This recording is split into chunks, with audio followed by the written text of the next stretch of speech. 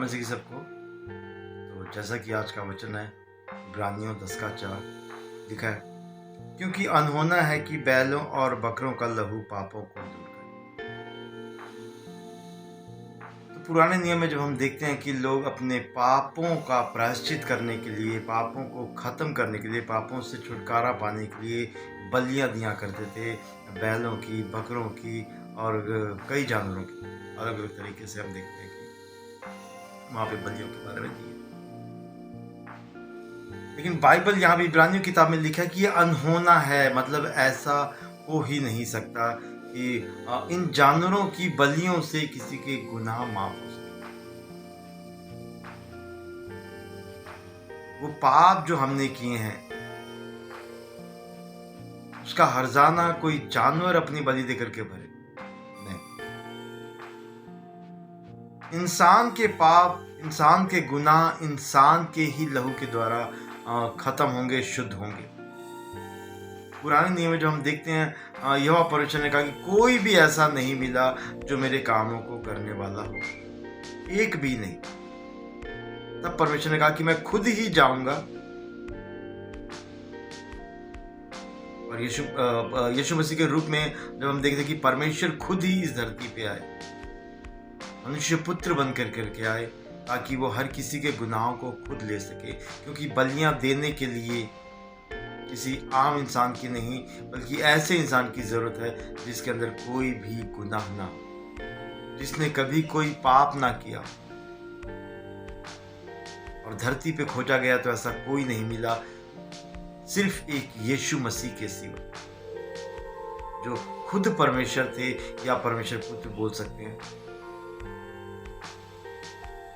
उनके लहू के द्वारा हमारा छुटकारा हुआ है, उनके क्रूस पे कुर्बान होने के द्वारा हमारा छुटकारा हुआ है। किसी बैल की, किसी बकरे की या किसी जानवर की बलि के द्वारा नहीं।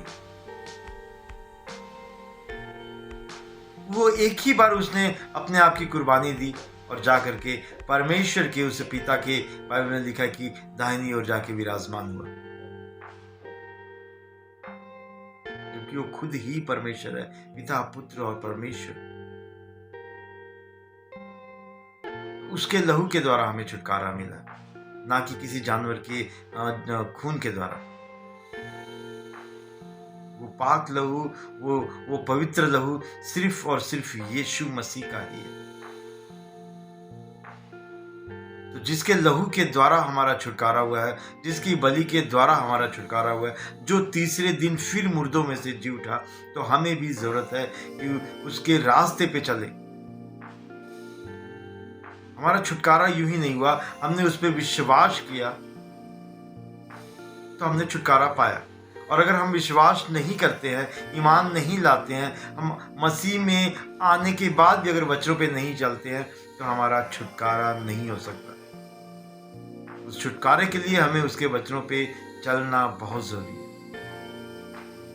बिना वचनों के हमारे गुनाहों की माफी नहीं है। उसने हमारे लिए अपने आप को कुर्बान किया ताकि हम उस पे विश्वास करें और उसकी माने। अगर हम उस पर विश्वास करेंगे और उसकी मानेंगे नहीं, तो हमारा सब कुछ बेकार है और व्यर्थ है, हमारा छुटकारा नहीं हो सकता।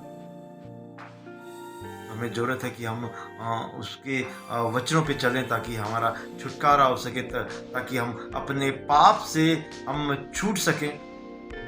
और हमें प्रायश्चित करने की जरूरत है कि हम आगे से उन गुनाहों को ना करें जो हमसे हो चुके।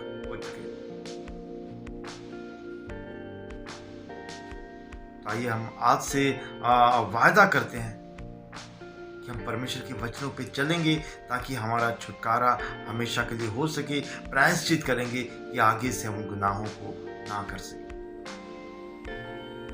जय मसीह सबको, खुदा हाफिज़।